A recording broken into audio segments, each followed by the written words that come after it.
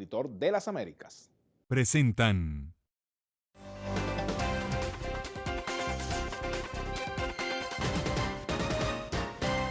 Muy buenas tardes, queridos amigos. Bienvenidos a Vladimir a la Una. Hoy tenemos como invitado a Rafael Guerra Ramos, quien fue fundador del Movimiento del Socialismo, dirigente de este partido por, largos años. También fue militante y dirigente del Partido Comunista de Venezuela. Fue secretario general en el Estado Lara y fue, además de eso, miembro de su grupo político. Estuvo en la lucha armada, toda una larga historia, además compartida con muchos hombres, entre ellos Pompeyo Márquez, quien acaba de fallecer el día de ayer. Pompeyo Márquez, pues toda una leyenda de la lucha contra la dictadura, de la lucha por la democracia.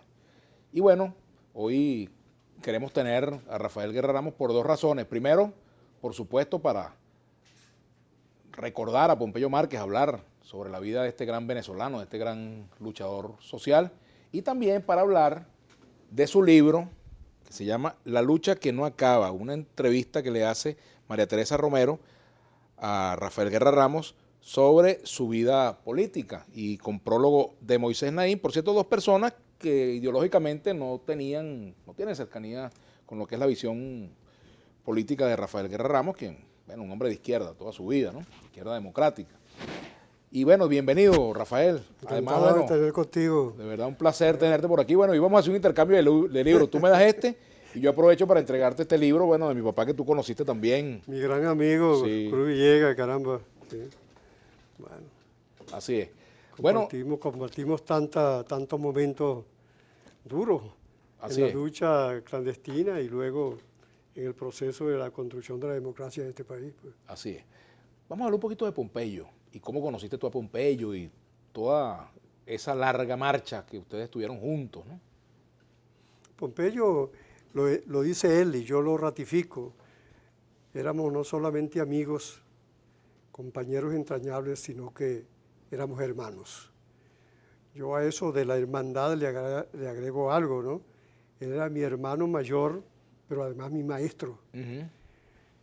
La leyenda que fue Santos Yorme, uh-huh, una travesía de la lucha para la reconquista de la democracia en mi país, le rodeó de una aureola que muy bien ganada. Fue el hombre más buscado durante el decenio de la dictadura de Pérez Jiménez. Y la seguridad nacional, ese instrumento de persecución y de muerte, quedó con la frustración de no haberlo aprendido.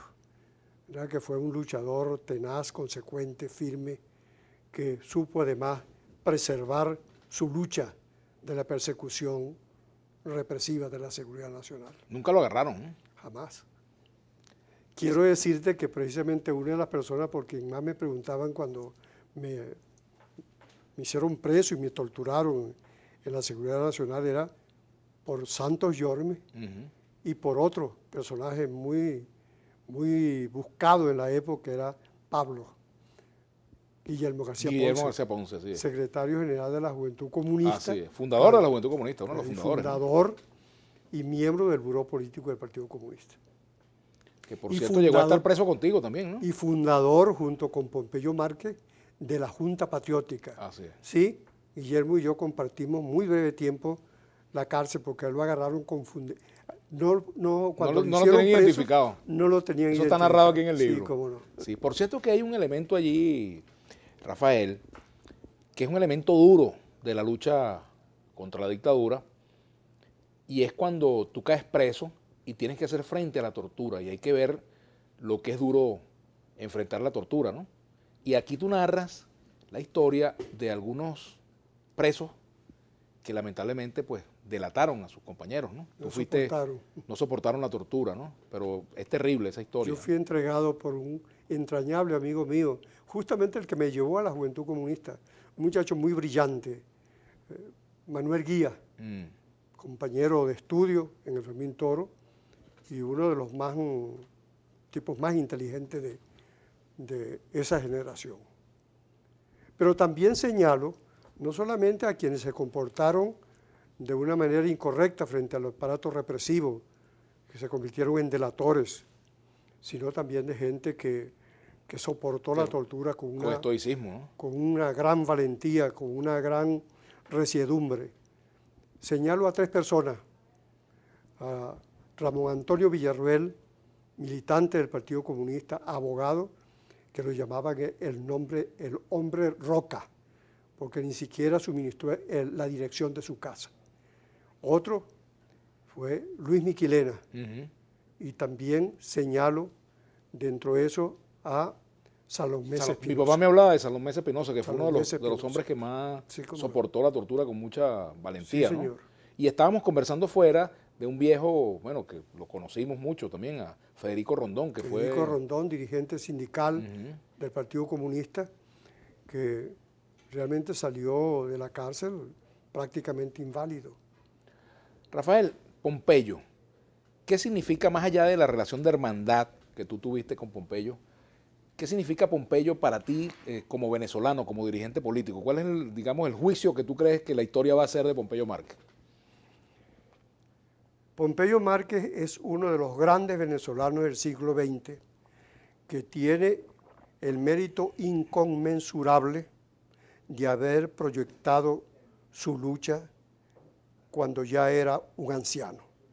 Durante los 14 años, de los 18 años de este régimen, Pompeyo siempre mantuvo firmemente la lucha por la reconquista de la Venezuela democrática, de justicia social, de libertad, por esos sueños que acumuló durante toda su vida desde la adolescencia. Entonces que Pompeyo Márquez creo que es un ejemplo para la juventud de ayer y de hoy, un hombre de una gran resiedumbre, de una gran energía, un luchador incansable, con una capacidad de trabajo increíble, de una inteligencia privilegiada. Fue un autodidacta, de una honestidad a toda prueba, y un hombre del cual yo admiro sobre todas las cosas de haber sido un gran luchador con respeto al adversario, respeto a sus adversarios políticos e ideológicos, dentro y fuera del partido. Tenemos que hacer una pausa. Al regreso vamos a seguir conversando con Rafael Guerra Ramos, a propósito, por supuesto, del fallecimiento de Pompeyo Márquez y de este libro donde, por cierto, Pompeyo aparece aquí, en este dibujo, ¿no? En esta caricatura, trabajo. Bueno, lo cierto es que me gustaría también, en la segunda parte, vamos a hablar, por supuesto, de la política actual, pero ante un hecho tan importante, pues, como y lamentable para mí, la desaparición, para todos, pues, la desaparición de Pompeyo Márquez, es importante un poco recordar esos episodios que llevaron a la fundación del MAS, la ruptura con el modelo del Partido Comunista, digamos, ortodoxo que conocemos, la ruptura con el pensamiento marxista de hechura soviética, y todos esos temas que llegaron a hacer que el MAS hablara de socialismo en libertad, de socialismo a la venezolana. Vamos a la pausa, ya venimos con Rafael Guerra Ramos, Guerrita, como le decía a sus compañeros de lucha, así le decíamos también a su hijo Rafael Guerra Ramos, compañero de la UCB. Vamos a la pausa, ya venimos. Guerra Ramos a la una, nuestra. Bueno, el presente es muy importante, las cosas que pasan en el presente, pero es importante también fijarnos un poco en la historia, ¿no? Volver hacia atrás para entender quizás muchas cosas que nos están pasando. Por eso te preguntaba, Rafael Guerra Ramos, sobre el proceso que dio nacimiento al MAS. ¿Cómo vivieron ustedes eso desde el punto de vista político, ideológico, y también desde el punto de vista humano, las rupturas que se dieron, ¿no? Aquí, por ejemplo, creo que ese es uno de los capítulos más importantes de la historia política venezolana y particularmente de la izquierda venezolana. El proceso de deslinde en el seno del Partido Comunista duró más de 2 años. Durante esos 2 años nosotros estábamos sumergidos en una discusión muy importante, porque se trataba de definiciones, de redefiniciones y de comprensión de nuestro comportamiento político dentro del país, pero también de la comprensión teórica del desarrollo del marxismo en el mundo, entre los partidos comunistas, y particularmente de la posición nuestra respecto de los demás partidos comunistas y particularmente del Partido De Comunista Cuba. de la De Unión la Unión Soviética en Soviética. aquel momento. Sí. Ese proceso nos condujo pues, a un deslinde muy profundo. Durante ese proceso aparecieron muy nítidamente tres corrientes. Una que ortodoxamente trataba de defender al Partido Comunista, la vigencia del Partido Comunista, la permanencia del Partido Comunista con sus remotos vínculos con el comunismo internacional y particularmente con la Unión Soviética y el PQS. Una corriente sobre todo a partir de la primavera de Praga, de la invasión de las tropas soviéticas del Pacto de Varsovia a Checoslovaquia, con la aparición de un libro muy lúcido, muy desafiante, inspirado de la aparición de un fenómeno en el comunismo europeo que fue el eurocomunismo, que fue Checoslovaquia, el socialismo como problema. Ese libro, yo diría que Teodoro fue precursor de esas ideas del eurocomunismo. Ese libro, uno de los precursores en realidad, pero ya había una corriente importante en Europa, con Semprún y con Santiago Carrillo, y con, en fin,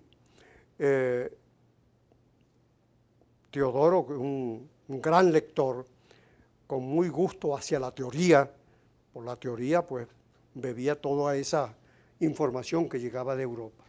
Él planteó desde el primer momento una posición que marcó la lucha interna en el Partido Comunista. Y una tercera corriente que era la mayoría, en la cual yo estaba alineada junto con Pompeyo Márquez, junto con Eloy Torres, junto con Héctor Rodríguez Bauza, en fin, con un grupo importante de dirigentes del partido, que al final logró captar a la mayoría del partido y definió la suerte del partido. Entonces, nosotros éramos partidarios de la renovación del partido, de preservar el partido, pero acogiendo en su seno todos los pensamientos nuevos que habían surgido, sobre todo la defensa de la democracia interna del partido, el deslinde del partido de las ataduras de cualquier centro de poder, ¿no? Centro de poder, y de defender la venezolanidad del partido, de recoger toda la historia, la cultura, la realidad nacional, para a partir de ella entonces darle una definición propia al Partido Comunista. Al final triunfó esta posición y como producto de ese resultado, cuando se realiza la Convención Nacional de la cual surge el MAS, como producto de lo que había ocurrido, de la ruptura del Partido Comunista, en enero de 1971 hubo dos congresos, el Congreso del Partido Comunista, reafirmando con la mayoría de los miembros del Comité Central, pero con la minoría de la militancia del partido, por un lado, y el Congreso de Fundación del MAS, que se realizó en Caracas, y en ese Congreso Fundacional del MAS surgió un pequeño grupo, que fue el grupo de Maneiro, que no estuvo de acuerdo con pertenecer al MAS, sino deslindarse de esa mayoría, porque consideraba que lo que estaba planteado era simple y llanamente la ruptura con el Partido Comunista, crear una cosa nueva, distinta a lo que fue el MAS. Entonces Alfredo Maneiro pues, se refugió en un pequeño grupo que a la larga resultó ser... Ahora fíjate cómo esa división impactó a las familias, ¿no? Yo recuerdo porque yo tengo una hermana que fue fundadora del MAS, Esperanza. Yo le decía la oveja naranja de la familia, ¿no? Pero fíjate, tu familia estuvo muy cercano a esto, Jorge Santana, tu cuñado. Por cierto, su hija Nadia nos acompaña. Sí. se quedó en el PCB y tú te fuiste al Así es. MAS, a fundar el MAS, ¿no? Así es. Sin embargo, los vínculos personales, Se mantuvieron con cordialidad y no hubo una ruptura personal. Yo creo que una de las cosas que a mí me distingue, Vladimir, no que porque sea el único, sino yo creo que hay mucha gente así como yo sé muy bien diferenciar, o trato de diferenciar muy bien las relaciones personales de las relaciones políticas. así es. La relación política es eminentemente circunstancial. Está dada por las afinidades políticas e ideológicas. Que también son circunstanciales muchas veces. Y los vínculos familiares son irrompibles. Eso, tú no tienes ninguna participación voluntaria para crearlas ni para romperlas, tampoco deberías tenerla. Así es, eso es correcto. Ahora, a la luz de lo que es hoy el llamado socialismo del siglo XXI, ¿qué diferencia hay entre el socialismo del siglo XXI y el socialismo a la venezolana? Yo diría que ninguna. Yo creo que en ese socialismo del siglo XXI, chico, hay muchas adulteraciones. Pero no solamente adulteraciones, sino que se ha desvirtuado totalmente nociones tan importantes como la lucha de clase, por ejemplo, que es la teoría que define el marxismo históricamente. La lucha de clase es una teoría con la cual tú puedes estar de acuerdo o no, pero es una posición ideológica, teórica, que defendida no solamente por una corriente del pensamiento venezolano, sino en el mundo. Eso fue confundido por el odio. El odio de clase es otra cosa. El tú utilizar la lucha de clase para infundir, alentar el resentimiento, el odio, el menosprecio hacia las posiciones de quienes te adversan, es una perversidad. Es sencillamente no solo una adulteración, sino que es una prostitución de una posición teórico-política que, repito, con la cual es perfectamente discutible posiciones dentro y fuera del país, que ha dividido a la izquierda también dentro y fuera del país.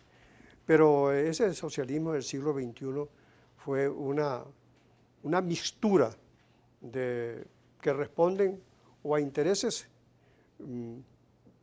ilegítimos o sencillamente a muy interesados por razones o personales o caudillistas o en fin, no sé. Pero en todo caso, lo que se ha dado en Venezuela es, dolorosamente, es una perversión de una teoría que no creo que haya demostrado ser exitosa en el mundo, porque la Unión Soviética, que duró durante 70 años, a la postre al final demostró, con el derrumbe de la Unión Soviética, con el derrumbe del muro de Berlín, con el fracaso que ha comportado la Revolución Cubana en América Latina, que se puede decir que no ha sido exitosa, sino que por el contrario es sumamente discutible y sigue siendo discutible, sigue siendo polémica y lo será más aún, porque ¿qué ha demostrado? ¿Qué se ha demostrado? Que hay algunas cosas de carácter permanente en la historia del hombre, que es desde su nacimiento la lucha por la libertad, no solamente la lucha de carácter social, sino de carácter personal. Sin embargo, fíjate, a partir de la muerte de Lenin y la intronización de Stalin en el poder, comienza un proceso de distorsión de la idea socialista derivando hacia dos cosas que fueron muy peligrosas. Primero, el pensamiento único. Y segundo, el culto a la personalidad, que derivaron a su vez en la ausencia de la crítica, en la ausencia de debates y, digamos, y derivaron hacia el monolitismo, un falso monolitismo, ¿no? Fíjate, Vladimir, yo voy un poco más allá. Yo creo que Lenin fue el primer reformista del marxismo. La teoría de Marx era la instauración del socialismo a nivel mundial, empezando por los países más desarrollados, económica y socialmente. Y fue la primera previsión equivocada. Concretamente se señalaban a Inglaterra y Alemania como los abanderados. La circunstancia de la derrota de la Primera Guerra Mundial, en el que el ejército ruso quedó completamente devastado, fue aprovechado por Lenin muy hábilmente, un político de un talento incuestionable, captó la posibilidad de aprovechar esa circunstancia para el derrocamiento del brevísimo gobierno de Kerensky, que fue un gobierno de otra característica, que fue cuando asciende lo poco que había de la burguesía existente en Moscú, y entonces él aprovecha eso y da un golpe de Estado acompañado por Trotsky. Fue muy hábilmente aprovechado esa circunstancia para dar un golpe de Estado e imponer el régimen soviético. Tenemos que hacer una pausa y creo que tenemos un tuit para ti, por aquí, Rafael, para Rafael Guerra Ramos. Antonio Carri, saludos al gran amigo y compañero de sueños, terminando de leer el libro de María Teresa Romero sobre él, magnífico, dice aquí Antonio Carri Bolívar, por cierto que lo tenemos que traer pronto. Vamos a hacer una pausa y tenemos otro más, vamos a ver, hay otro más por acá, vamos a verlo. Pregúntale al maestro si el socialismo y comunismo son viables en el mundo hoy día o solo es un cuento utópico no viable, pregunta Higinio Moreno, eso lo vamos a responder al regreso y me gustaría que hablemos un poquito también sobre la lucha armada y un tema que es muy importante en estos días, el tema de las formas de lucha. Vamos a la pausa, ya venimos con Rafael Guerra Ramos.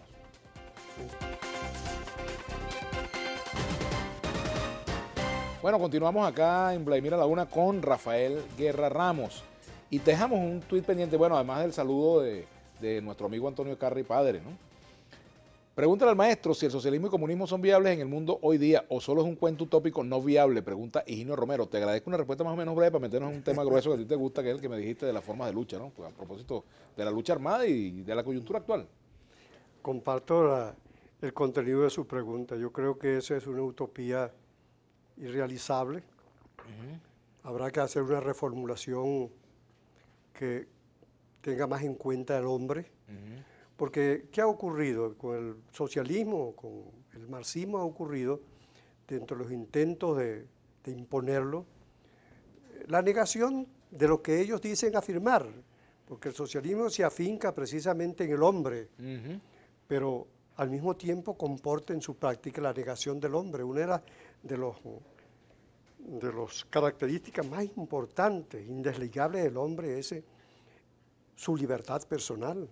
Ahora, la libertad personal no es indesligable de la libertad social, pero en primer lugar está la libertad del hombre, la capacidad de pensar libremente, de expresarse libremente, de luchar libremente. Ahora, cuando tú quieres negar al hombre para imponer al hombre social, estás creando una contradicción muy profunda que niega la posibilidad de que el socialismo se imponga, el comunismo se imponga tal como tratan de imponerlo los partidos comunistas. Fíjate tú ese caso anacrónico y realmente doloroso de Corea del Norte, ese caso doloroso de Cuba, lo que ha pasado con Cuba. El propio Fidel Castro, hace 2 o 3 años, decía que reconocía el fracaso que habían tenido precisamente la construcción del socialismo en Cuba. Lo dijo paladinamente, expresamente lo dijo. Y eso es verdad.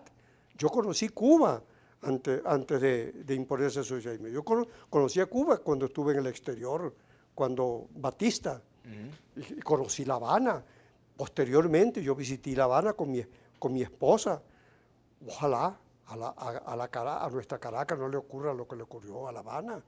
Esa bellísima ciudad convertida en escombros. Lo que está ocurriendo con Caracas hoy día. A todos nos consta lo que está ocurriendo con Caracas. Caracas es una ciudad que cada día tú sientes un cambio regresivo en ella. Eso no puede ser. Entonces, justamente, esa no puede ser producto de una ideología avanzada hacia la conquista del hombre nuevo. Imposible. Eso es la negación. ¿Qué te dejó a ti, en lo personal y en lo político, el paso por el Partido Comunista y el haber fundado el MAS? Me dejó lo siguiente. Primero, el deslinde. Para mí fue un deslinde muy profundo.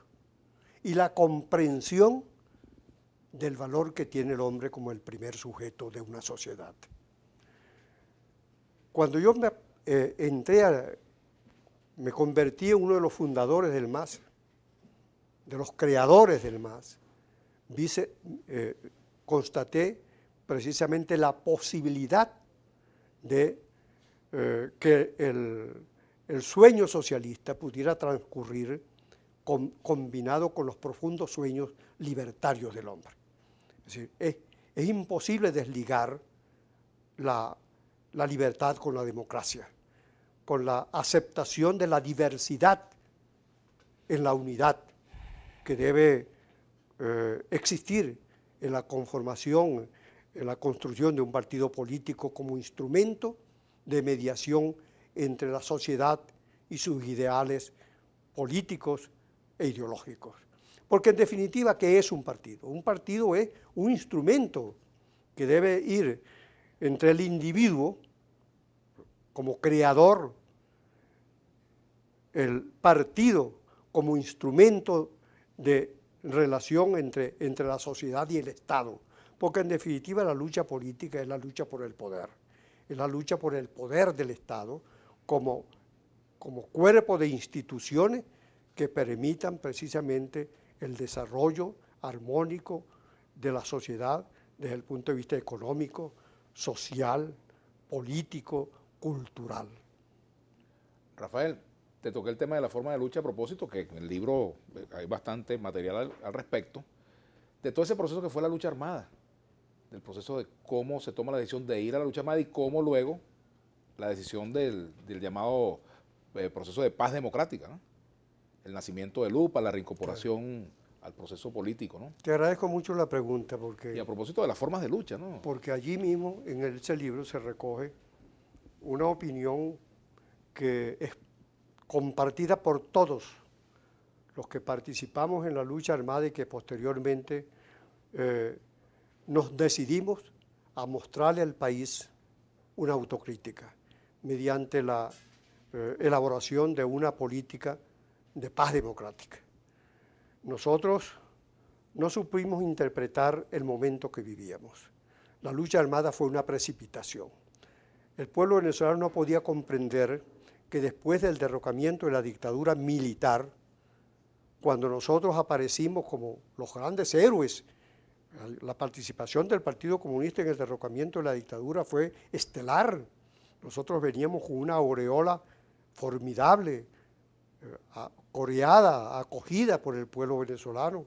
Y cuando participamos en el primer proceso electoral, un proceso libre, democrático, aceptado por todo el mundo, construimos un partido a partir de esos resultados.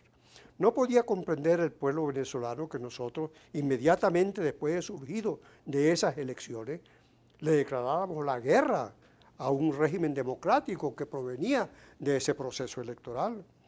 Ese proceso electoral que además pudo constatar las enormes carencias que vivía el pueblo venezolano, carencias que marcaron al gobierno de Betancur. Rafael, tenemos que ir a la pausa y vamos a continuar con ese tema, porque también hay un tema y es el de la exclusión del Partido Comunista. Entonces, fíjate lo que pasa en la historia, ¿no? Muchos de los que fueron excluidos en aquel momento, de alguna manera, llegaron al poder con Hugo Chávez, pudiéramos decir, o esa idea, esa forma de ver la sociedad, fue resultado, pues, y se vio plasmado en alguna medida, pues, en toda la alianza que formó Hugo Chávez. Y bueno, está el tema de la inclusión y de la exclusión. Exactamente. Y muchos piensan que los excluidos de ayer excluyen a los de hoy, y quizás mañana, si no se corrige esto, los excluidos de hoy quieran excluir a los que hoy los excluyen. Vamos a hablar de ese tema al regreso. Ya venimos con Rafael Guerra Ramos y rematar el tema de la lucha armada, que me interesa también verlo a la luz de cómo está conduciendo su lucha hoy la Mesa de la Unidad Democrática. Ya venimos con Rafael Guerra Ramos. Tenía 95, ¿no?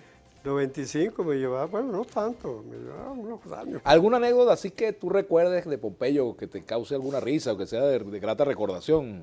Muchas. Ajá. Muchas, porque tú sabes cómo era el carácter de Pompeyo, Sí, ¿no? señor. Un hombre muy jovial, Sí. y echador de broma, y en fin. Entonces, pero hay una, por ejemplo, cuando yo lo saqué de Venezuela clandestinamente para que asistiera al 20 Congreso, Durante Del 2 Pecos. noches estuvimos durmiendo en una misma cama en Bogotá, Ajá. porque el apartamento pertenecía a un poeta que se había mudado y nos había dejado una sola cama porque estaba recién casado. Y dije, bueno, chicos, aquí tenemos que, pues aquí no hay ni divanes ni sofás, aquí tenemos que dormir en la misma cama. Así es.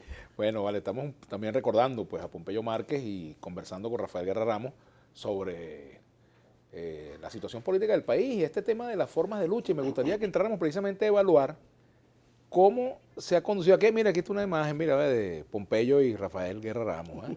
¿Cuándo fue esa foto? Si la recuerda. No, hace poco. Hace poco, ¿verdad? Hace Claro. poco, sí, hace poco. Así es. Eso fue en su casa, En su su casa. apartamento, sí. Fui a visitarlo. Bueno, afortunadamente pude visitarlo antes de morir. Yo quedé con la esa semana deuda, lamentablemente. antes de la muerte fui a visitarlo y quedé de volver. Lamentablemente no pude volver, pero me quedó el recuerdo y como De esa siempre, visita. sí. Y bueno, de Pompeyo. Por cierto que su velatorio ya se debe haber iniciado el día de hoy. Va a La ser 1. durante todo el día de hoy, el día de mañana y el sábado en la mañana creo que va a ser A su las cremación 9, a partir de las 9 de la mañana. Sí. cementerio del Este, ¿no? En la capilla Yo 4. de aquí creo. salgo para allá. Sí. Bueno, estábamos hablando, Rafael, de este tema de la forma de lucha y llevándolo al momento actual. Al momento actual. Bueno, yo, por ejemplo, soy de la idea de que debería buscarse la forma de algún tipo de negociación política en Venezuela. A mucha gente no le gusta eso, pero a mí me angustia ver cómo están muriendo muchos jóvenes en las calles, ¿no? Y me angustia que vayamos a escenarios de mayor gravedad y complejidad. A mí me preocupa profundamente eso. Venezuela está viviendo una de las crisis más agudas de su historia. Yo no creo que haya Venezuela pasado por una crisis tan grave como la que estamos atravesando. Yo soy un lector de la historia venezolana y soy protagonista de muchos momentos de nuestra historia, pero nunca antes habíamos visto una crisis como esta en la que se combina la crisis política con una crisis económica, con una crisis social tan evidente, tan clara y tan preocupante como la que estamos padeciendo. Y cada día que avanzamos esa crisis se agudiza, se profundiza y el hecho es que uno no ve hacia dónde va esto. Pero un hecho cierto es que la convocatoria de esa constituyente violando la Constitución de una manera flagrante constituye un componente muy grave que profundiza esa crisis, al punto de que yo aprecio la situación de esta manera. En la medida en que vamos avanzando hacia julio, esa crisis se va a ir profundizando y agravando cada vez más, apuntando hacia un desenlace que no sé cuál sería. Pero más aún, si nosotros llegamos al mes de julio sin que haya ese desenlace, el mes de julio será decisivo para ese desenlace. ¿Cuál puede ser? No sé. Pero parece ser que si no media una comprensión fría, comprensiva de lo que nos está ocurriendo, de los dos sectores enfrentados, aquí puede ocurrir incluso, ojalá que no, un baño de sangre. Afortunadamente, en el predio de la oposición hay políticos experimentados con experiencia, que deben comprender y asumir con mucha propiedad el hecho de que la política se hace con el cerebro, no con las vísceras. Y el cerebro es para pensar con frialdad. Y del otro lado, si lo que media es la defensiva, el tratar de salvar el pellejo a como dé lugar y morir aferrado del poder a costa de lo que sea, aquí inevitablemente puede ocurrir lo que nadie quiere que ocurra. Tenemos que hacer una pausa con esa frase, nos vamos y regresamos con Rafael Guerra Ramos. Y bueno, muchos saludos que nos envían. Buenas tardes amigos, saludos del Zulia. Pregúntale al maestro cuál es la diferencia en la política de antes y la de ahora. Carlos Fernández, tema para el regreso. Ya venimos con Rafael Guerra Ramos.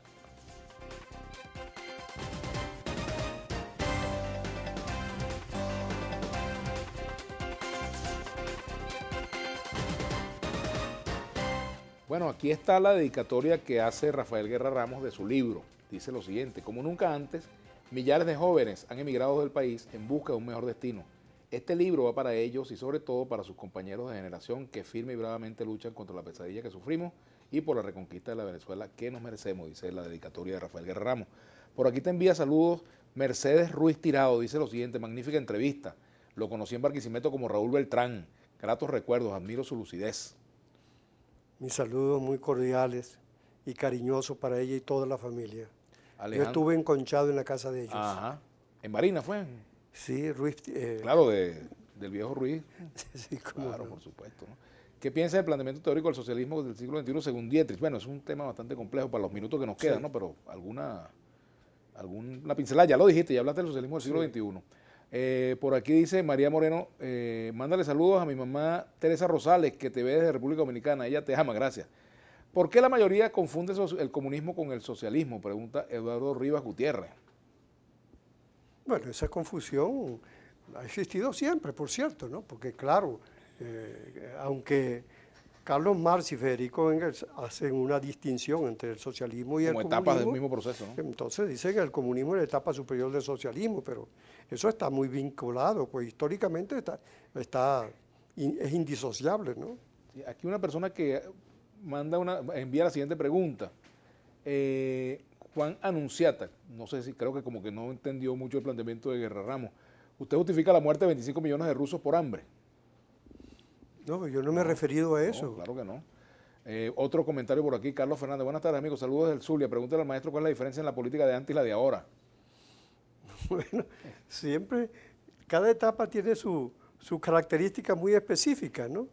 Porque ¿a cuál política se refiere? A la política cuando Pérez Jiménez, cuando Gómez, cuando, en fin, cuando Acción Democrática, o, en fin, hay siempre una diferencia entre una política y otra. Porque por los momentos que se viven. Por las protagonistas también son distintos y por el marco y las condiciones, vamos a llamarlas objetivas y subjetivas.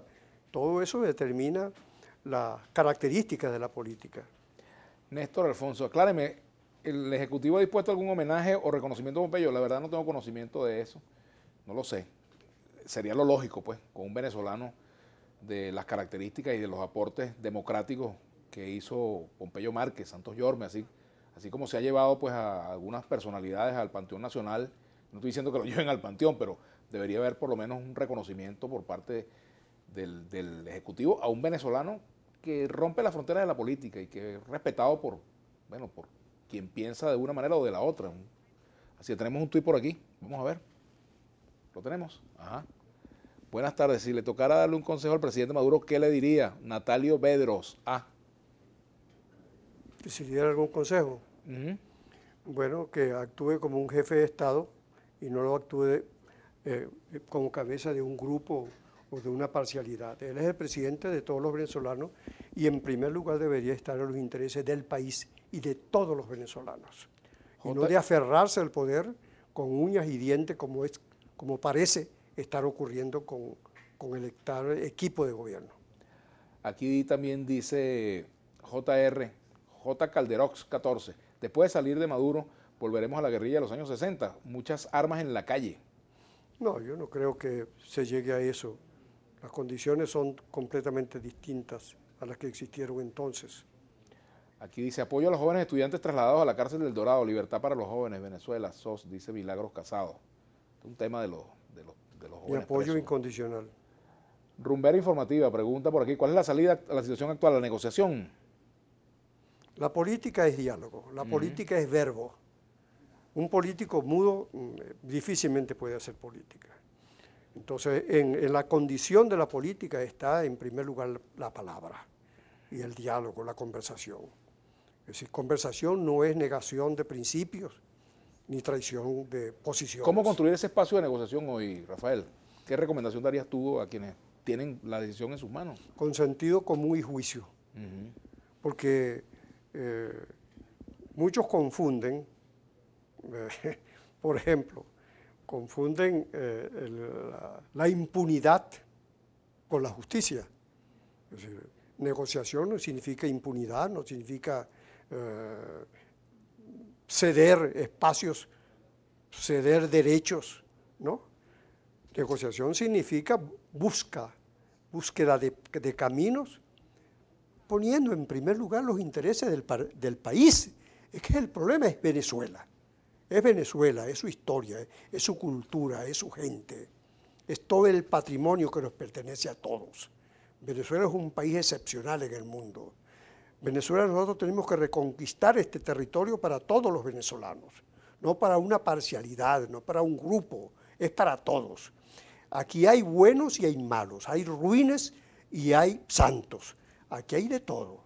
Y entonces la comprensión de eso es la política. Un político que no comprenda esto no comprende qué es la política. Lo que distingue a la política sobre todas las demás ciencias y el conocimiento del hombre es ese discernimiento. La definición de la política es el hombre. El hombre es el animal político, no un animal político, es el animal político. Esa es su definición, es la comprensión de la totalidad, de la totalidad de la sociedad y del mundo como una globalidad. Por eso es que se habla de la unidad en la diversidad. Todos somos diversos, cada hombre es un universo, es la comprensión de ese cosmos, es lo que hace que el político pueda colocarse por encima del horizonte y ver más allá de lo que tenemos en la nariz. De verdad que ha sido un placer tenerte por aquí, Rafael. Tenemos un último tuit, vamos a leerlo. ¿Lo tenemos? Ajá, vamos a verlo pues. Una verdadera cátedra de interpretación histórica, un gran programa el de hoy en Vladimir a la Una, dice Tomás Lugo, gracias. Bueno, de verdad un placer tenerte por aquí, Rafael, el tiempo se ha hecho muy corto. Muy a tu orden siempre. Y esto da para conversar muchísimo, varias tardes. Orden, además de encontrarte porque, bueno, tu padre y yo fuimos grandes amigos. Y bueno, que te encuentre hoy, y bueno, para mí es un gran placer. Además, tus preguntas me han dado la oportunidad de expresar opiniones que seguramente no serán muy bien comprendidas en algunos escenarios. Eso pasa, esa es parte de la diversidad. Bueno, yo de verdad quiero decirte que en la lectura de este libro encuentro un pedacito tanto de mi papá como de toda la gente pues, que tuvo actividad política, que luchó contra la dictadura, que sufrió persecuciones, incluso también hasta en la democracia. Pero que bueno, hicieron de la amistad un templo por encima de la política. Eso es muy importante. Te agradezco mucho, bueno, Rafael. Encantado, pues, un placer. Bueno. Y a ustedes, queridos amigos, los invitados para que sigan en sintonía de Brújula Internacional con Halim Naim. Así que bueno, será hasta mañana. Mañana Héctor Rodríguez en Vladimir a la Una. Así que bueno,